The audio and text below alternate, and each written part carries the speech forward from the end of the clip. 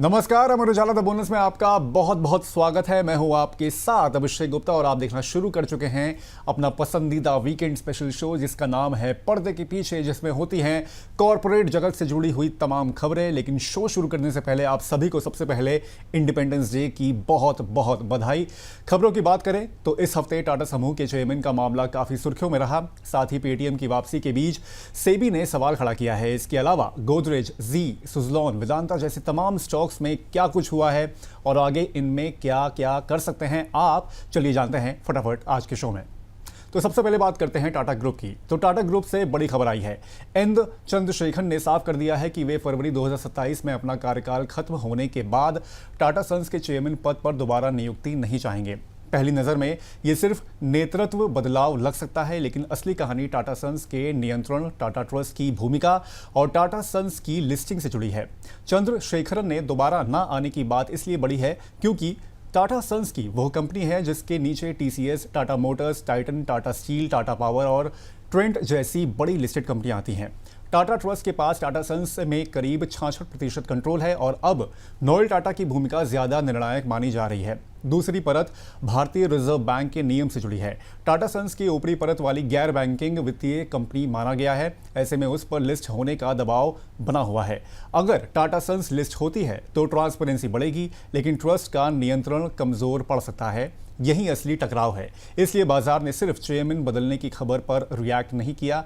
बाजार ने भरोसे, नियंत्रण और लिस्टिंग की अनसर्टनिटी को भाव में शामिल किया है। आगे नजर 3 बातों पर रहेगी। यहाँ पर नया चेयरमैन कौन होगा, टाटा सन्स की लिस्टिंग पर क्या रुख होगा और क्या टाटा समूह पुरानी नेतृत्व खींचतान जैसी स्थिति में बच पाएगी कि नहीं। वहीं पेटीएम से जुड़ी बड़ी खबर सेबी के नोटिस की है। कंपनी ने बताया है कि उसके कुछ बड़े अधिकारियों को कारण बताओ नोटिस मिला है। मामला 2023 की उस जानकारी से जुड़ा है जब कंपनी ने छोटे निजी कर्ज को सीमित करने की बात बाजार को बताई थी। यहाँ असली सवाल यह है कि वो जानकारी बाजार को कब दी गई है। क्या वो ऐसी जानकारी थी जिससे शेयर के भाव पर असर पड़ सकता था, और अगर हाँ तो क्या उसे समय पर बताया गया था। पेटीएम के लिए यह सवाल इसलिए ज्यादा संवेदनशील है क्योंकि कंपनी पहले भी नियामकीय झटकों से गुजर चुकी है। पेटीएम की हाल की कहानी वापसी की रही है। भुगतान कारोबार, कर्ज वितरण और नए कामकाज को लेकर बाजार धीरे धीरे भरोसा बनाने की कोशिश कर रहा है। लेकिन ऐसे नोटिस से निवेशक फिर पूछेंगे कि क्या पुराने फैसलों की जांच अभी पूरी तरह खत्म हुई है या आगे भी नए जोखिम निकल सकते हैं। शेयर पर असर इसी वजह से आता है क्योंकि बाजार सिर्फ आज की कमाई नहीं देखता, वो ये भी देखता है कि कंपनी पर नियामकीय जोखिम कितना बाकी है। आगे नजर इस बात पर रहेगी कि सेबी की जांच कहां तक जाती है और कंपनी इस मामले में क्या सफाई देती है। दूसरी ओर गोदरेज कंज्यूमर प्रोडक्ट्स में बड़ी खबर अचानक नेतृत्व बदलाव की है। सुधीर सीतापति ने प्रबंध निदेशक और सीईओ पद छोड़ दिया है। कंपनी ने वित्त प्रमुख आसिफ मालबारी को नया प्रमुख बनाया है। ये सिर्फ एक पद बदलने की बात नहीं है। सुधीर सीतापति के आने के बाद बाजार को लग रहा था कि कंपनी की रणनीति साफ हो रही है। घरेलू कारोबार, विदेशी बाजार, लागत नियंत्रण यानी कि प्रॉफिट मार्जिन और ब्रांड विस्तार पर भरोसा यहां पर बन रहा था। ऐसे में उनका अचानक जाना बाजार के लिए झटका है। शेयर में तेज गिरावट इसी भरोसे के टूटने की वजह से आई है। निवेशक अब ये देखेंगे कि क्या नेतृत्व पुराने रास्ते पर ही चलेगा या रणनीति बदलेगी, क्योंकि उपभोक्ता सामान के कारोबार में 1% सेल्स ग्रोथ और प्रॉफिट मार्जिन बड़ा फर्क पैदा करता है। आगे असली सवाल यह होगा कि नया नेतृत्व वितरण, नए उत्पाद, विदेशी कारोबार और प्रॉफिट मार्जिन पर वहीं पकड़ दिखा पाता है या फिर नहीं। अगर कंपनी अगले कुछ तिमाहियों में स्टेबिलिटी दिखाती है तो भरोसा लौट सकता है, नहीं तो यह बदलाव लंबे समय तक शेयर पर दबाव बनाए रख सकता है। वहीं जी एंटरटेनमेंट को सेबी के आदेश के खिलाफ अंतरिम राहत मिली है। इस खबर के बाद शेयर में तेज उछाल भी दिखा था, लेकिन इस कहानी को सिर्फ राहत की खबर समझना अधूरा होगा। जी की असली समस्या लंबे समय से भरोसे और नियामकीय अनसर्टनिटी की रही है। प्रोमोटर से जुड़े सवाल, कंपनी संचालन और चिंता कानूनी मामलों ने शेयर की पूरी दिशा प्रभावित की है। इसलिए जब राहत मिलती है तो शेयर तेजी दिखाता है, लेकिन जब तक पूरी साफ तस्वीर नहीं आती, बाजार पूरी तरह निश्चिंत नहीं होता। यहाँ निवेशकों के लिए सवाल यह है कि क्या ये राहत लंबी अवधि का रास्ता साफ करेगी या सिर्फ कुछ समय की राहत है यहाँ पर, क्योंकि मनोरंजन कारोबार में भी मुकाबला तेज है। विज्ञापन बाजार, डिजिटल प्लेटफॉर्म से टक्कर और सामग्री खर्च पहले से दबाव बना रहे हैं।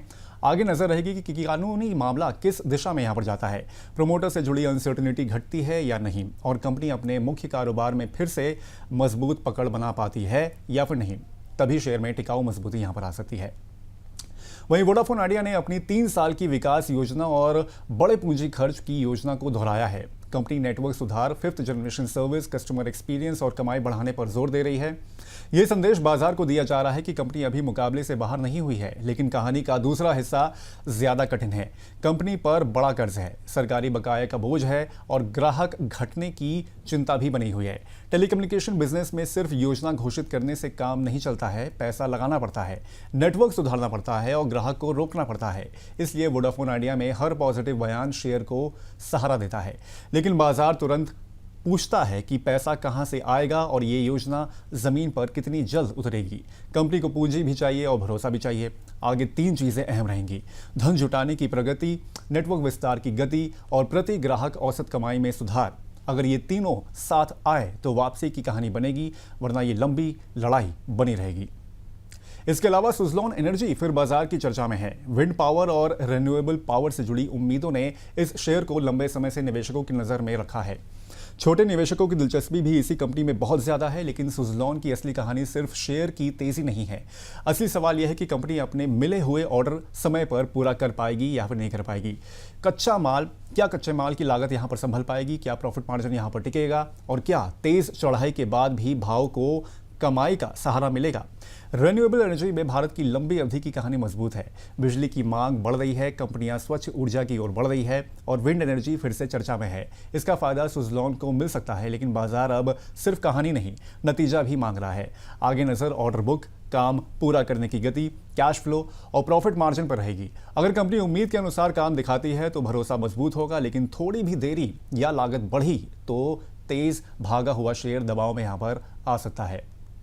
वहीं वेदांता की खबर मजबूत तिमाही मुनाफे और लीडरशिप चेंज से जुड़ी हुई है। कंपनी के मुनाफे में तेज बढ़त देखने को मिली है। मेटल के बेहतर भाव से अर्निंग्स को सपोर्ट मिला है। साथ ही अरुण मिश्रा को 1 साल के लिए कंपनी की कमान दी गई है। लेकिन वेदांता में बाजार सिर्फ मुनाफा नहीं देखता। ये कंपनी मेटल्स के भाव, डेट, डिविडेंड और कारोबार अलग से करने की योजना है। इन सब की वजह हमेशा चर्चा में रहती है। जब मेटल्स के भाव मजबूत होते हैं तो मुनाफा बढ़ता है, लेकिन अगर भाव पलटे तो कमाई पर दबाव भी जल्दी आ सकता है। नेतृत्व बदलाव इसीलिए अहम है क्योंकि कंपनी को आने वाले समय में पूंजी आवंटन, कर्ज घटाने, डिविडेंड पॉलिसी और बिजनेस रीस्ट्रक्चरिंग पर स्पष्ट दिशा देनी होगी। निवेशक ये भी देखेंगे कि मजबूत मुनाफे का उपयोग कर्ज कम करने के लिए होता है या लाभांश में होता है। आगे शेयर की दिशा धातुओं के भाव, कर्ज की स्थिति और कारोबार अलग करने की प्रक्रिया पर निर्भर करेगी। मुनाफा अच्छी खबर है, लेकिन बाजार को अब भरोसा चाहिए कि यह मजबूती टिकाऊ है कि नहीं है। वहीं टाटा मोटर्स पैसेंजर व्हीकल यानी कि TMPV के नतीजे में JLR कारोबार का दबाव साफ दिखा है। ज्यादा लागत, विदेशी मुद्रा से जुड़ा नुकसान और ग्लोबल बाजार की चुनौतियों ने मुनाफे को चोट पहुंचाई है। यहां समझने वाली बात यह है कि टाटा मोटर्स की घरेलू गाड़ियों की कहानी और JLR की कहानी अलग अलग चल सकती है। भारत में इलेक्ट्रिक गाड़ियों और SUV की मांग कंपनी को सहारा दे सकती है, लेकिन JLR अभी भी कमाई का बड़ा आधार है। इसलिए JLR में दबाव आता है तो पूरा शेयर प्रभावित होता है। टाटा समूह की लीडरशिप अनसर्टेनिटी के बीच कंपनी स्पेसिफिक दबाव और ज्यादा ध्यान खींचता है। प्रबंधन ने कहा है कि निवेश योजना पर असर नहीं पड़ेगा, लेकिन बाजार को भरोसा नतीजों से चाहिए। आगे नजर JLR के प्रॉफिट मार्जिन, चीन और यूरोप की मांग, कॉस्ट कंट्रोल और घरेलू इलेक्ट्रिक वाहन कारोबार पर रहेगी। अगर JLR सुधरा तो शेयर संभल सकता है, नहीं तो घरेलू मजबूती भी पूरी भरपाई यहां पर नहीं कर पाएगी। इसके अलावा TCS की डेटा सुरक्षा से जुड़ी बड़ी खबर आई है। कंपनी ने बताया है कि उसे कुछ कर्मचारियों से जुड़ा डेटा के उजागर होने को लेकर अलर्ट मिले हैं। कंपनी ने यह भी कहा है कि ग्राहकों की जानकारी या ग्राहकों की प्रणालियां प्रभावित होने का कोई संकेत नहीं मिला है। IT कंपनी के लिए ये बात बहुत अहम होती है, क्योंकि इस कारोबार की असली पूंजी सिर्फ कर्मचारी या दफ्तर नहीं होते। असली पूंजी भरोसा होती है। ग्राहक अपना काम, अपना डेटा और अपनी प्रणालियां इन्हीं कंपनियों के भरोसे सौंपते हैं। इसलिए भले ही यह मामला अभी ग्राहक डेटा से जुड़ा बड़ी घटना ना दिखे, फिर भी बाजार सतर्क हो जाता है। बड़े IT शेयरों में अब साइबर जोखिम, डेटा सुरक्षा और ग्राहक भरोसा मूल्यांकन का हिस्सा बन चुके हैं। आगे नजर रहेगी कि कंपनी इस मामले को कितनी जल्दी और कितनी पारदर्शिता से यहां पर संभालती है। अगर मामला सीमित रहता है तो असर कम होगा, लेकिन अगर जांच में दायरा बढ़ा तो TCS जैसी भरोसे वाली कंपनी के लिए यह संवेदनशील मामला भी हो सकता है। वहीं BSE लिमिटेड निफ्टी 50 में शामिल होने जा रही है। BSE विप्रो की जगह लेगी। ये सिर्फ इंडेक्स के में नाम बदलने की बात नहीं है, ये BSE के लिए बड़े भरोसे का संकेत है। निफ्टी 50 में जगह मिलने का मतलब यह है कि कंपनी पर बड़े संस्थागत निवेशकों की नज़र और बढ़ेगी। इंडेक्स से जुड़े निवेश को भी यहाँ पर इसमें हिस्सा लेना होगा, इसलिए ऐसे बदलाव से शेयर में मांग का सहारा मिल सकता है। बीएसई की कहानी पिछले कुछ समय से इसलिए भी मजबूत रही है क्योंकि पूंजी बाजार में भागीदारी बढ़ी है, नए निवेशक आए हैं और मार्केट स्ट्रक्चर मजबूत हुआ है। इसका फायदा एक्सचेंज कारोबार को मिला है, लेकिन आगे बाजार पर यह देखेगा कि ये तेजी सिर्फ इंडेक्स में आने की वजह से है या कंपनी की कमाई भी उसी रफ्तार से बढ़ती है। अब बीएसई के लिए असली चुनौती बढ़े हुए भरोसे को टिकाऊ नतीजों में बदलना है। इसके अलावा रेलिगेयर एंटरप्राइजेस अपने फाइनेंशियल सर्विसेज बिजनेस को अलग ढांचे में ले जाना चाहती है। शेयर बाजारों से मंजूरी मिल चुकी थी, लेकिन भारतीय रिजर्व बैंक ने नो ऑब्जेक्शन देने से मना कर दिया है। यहाँ असली कहानी यह है कि बाजार जिस वैल्यू खुलने की उम्मीद कर रहा था वो फिलहाल अटक गई है। जब कोई कंपनी कारोबार अलग करती है तो निवेशक उम्मीद करते हैं कि अलग अलग कारोबार की असली कीमत सामने आएगी, लेकिन अगर नियामक मंजूरी रुक जाए तो पूरा गणित यहाँ पर बदल जाता है। रेलिगेयर के लिए यह मामला सिर्फ कागजी मंजूरी का नहीं है, ये नियामकीय भरोसे, पुराने मामलों की छाया और भविष्य की दिशा से जुड़ा है। कंपनी को अब ये दिखाना होगा कि वो रिजर्व बैंक की आपत्तियों को कैसे दूर करेगी। आगे नजर रहेगी कि कंपनी नया प्रस्ताव लाती है या मौजूदा ढांचे में बदलाव करती है। अगर रास्ता साफ हुआ तो शेयर को फिर सहारा मिल सकता है, लेकिन मंजूरी में देरी अनसर्टेनिटी यहां पर बढ़ाएगी। वहीं एलजी इलेक्ट्रॉनिक्स इंडिया के तिमाही नतीजों में मुनाफे में अच्छी बढ़त देखने को मिली है। एसी और फ्रिज की मांग ने कंपनी को बड़ा सहारा दिया है। गर्मी का मौसम कंज्यूमर ड्यूरेबल सामान बनाने वाली कंपनियों के लिए बहुत अहम होता है और इस बार एलजी ने उस मांग का फायदा उठाया है। कंपनी ने पूरे साल की आमदनी बढ़ने का लक्ष्य भी बरकरार रखा है। इसका मतलब यह है कि प्रबंधन को मांग जारी रहने का यहां पर भरोसा है। शेयर में तेजी इसी भरोसे की वजह से दिखी है। और लेकिन यहां पर ये एक बड़ा सवाल ये भी है कि क्या ये बढ़त सिर्फ गर्मी के मौसम की वजह से आई है या प्रीमियम उत्पादों की मांग सच में मजबूत बनी हुई है, क्योंकि एसी और फ्रिज जैसे कारोबार में मौसम का असर बहुत बड़ा होता है। आगे बाजार त्योहारी मांग, प्रीमियम उत्पादों की बिक्री, कॉस्ट कंट्रोल और प्रॉफिट मार्जिन पर नजर रखेगी। अगर कंपनी गर्मी के बाद भी रफ्तार बनाए रखती है तो इसे टिकाऊ बढ़त माना जाएगा। दूसरी ओर हुनासा कंज्यूमर यानी कि मामाअर्थ की मूल कंपनी ने अपनी अब तक की सबसे मजबूत लाभ वाली तिमाही दिखाई है। अर्निंग्स में भी अच्छी बढ़ोतरी रही है। नतीजों के बाद शेयर में तेजी भी दिखी है, लेकिन यहाँ असली सवाल सिर्फ एक अच्छे नतीजे का नहीं है।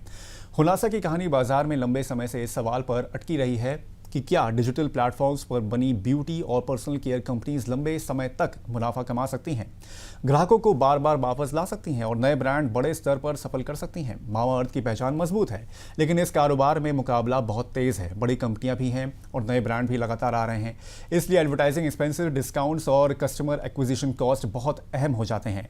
आगे निवेशक देखेंगे कि मुनाफा सिर्फ इस तिमाही की घटना है या नई सामान्य स्थिति है। अगर प्रॉफिट टिकाऊ रहता है तो शेयर को भरोसा मिलेगा, नहीं तो बाजार फिर इसे महंगी बढ़त मानेगा।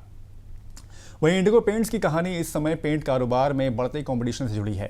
ये कंपनी इसलिए अहम है क्योंकि मीडियम साइज की पेंट कंपनियों के लिए माहौल पहले जैसा आसान नहीं है। बड़ी कंपनियां पहले से मजबूत हैं और नए खिलाड़ी भी बाजार में आक्रामक तरीके से यहां पर उतर चुके हैं। ऐसे माहौल में इंडिगो पेंट्स के लिए सिर्फ बिक्री बढ़ाना काफी नहीं है, कंपनी को प्रॉफिट मार्जिन भी बचाना होगा। अगर ज्यादा छूट देकर बिक्री बढ़ती है तो मुनाफे पर दबाव आएगा और अगर दाम संभले तो बाजार हिस्सेदारी की चुनौती यहां पर आ सकती है। इसलिए निवेशक इसके नतीजों में 3 बातें देखेंगे: बिक्री की रफ्तार, कच्चे माल की लागत का असर और डिस्ट्रीब्यूशन नेटवर्क का विस्तार। पेंट कारोबार में दुकान तक पहुंच और ब्रांड याद रहना दोनों बहुत जरूरी होते हैं। आगे शेयर की दिशा इस बात से तय होगी कि कंपनी मुकाबले के बीच बढ़त और मुनाफा साथ साथ दिखा पाती है या नहीं। यही इंडिगो पेंट्स की असली परीक्षा होगी। इसके अलावा अशोक लेलैंड को लेकर कमर्शियल व्हीकल मार्केट से बड़ी खबर आई है। ये सिर्फ एक वाहन कंपनी नहीं है, ये freight traffic, construction activity, government spending और इकोनॉमिक ग्रोथ का संकेत भी देती हैं। जब ट्रक और बस की मांग मजबूत होती है तो माना जाता है कि इकोनॉमिक एक्टिविटी चल रही है। कंपनी के लिए ट्रक, बस, एक्सपोर्ट और प्रॉफिट मार्जिन, ये 4 बातें सबसे अहम होती हैं। अगर माल ढुलाई मजबूत रही, बुनियादी ढांचे पर खर्च जारी रहा तो मांग को सहारा मिल सकता है, लेकिन अगर माल भाड़ा कमजोर हुआ, छूट बढ़ी या लागत बढ़ी तो मुनाफे पर दबाव आ सकता है। टाटा मोटर्स की कहानी जहां पैसेंजर व्हीकल्स और जेएलआर से जुड़ी है, वहीं Ashok Leyland commercial vehicle cycle का साफ संकेत देता है। इसलिए ऑटो सेगमेंट में ये अलग और ज़रूरी खबर है। आगे बाजार देखेगा कि ट्रक और बस की जो मांग है वो कितनी मजबूत रहती है, निर्यात में सुधार आता है या फिर नहीं आता है, और कंपनी प्रॉफिट मार्जिन बचा पाती है या फिर नहीं। यही शेयर की दिशा यहाँ पर तय करेगा। तो आज के कॉरपोरेट कहानियों का संकेत साफ है। बाजार अब सिर्फ तिमाही नतीजे नहीं देख रहा, बाजार ये भी देख रहा है कि कंपनियों में नेतृत्व कैसा है, नियंत्रण किसके हाथ में है, नियामक कितना सख्त है, कर्ज कितना है और आने वाले समय में कमाई टिकाऊ है या नहीं है। इसलिए छोटे दिखने वाले कॉर्पोरेट खबर भी बड़े शेयरों की दिशा बदल सकती हैं। आज के पर्दे के पीछे में बस इतना ही। ये शो कैसा लगा हमें कमेंट करके आप जरूर बताएं। बाकी आप सभी को इंडिपेंडेंस डे की बहुत बहुत शुभकामनाएं। धन्यवाद।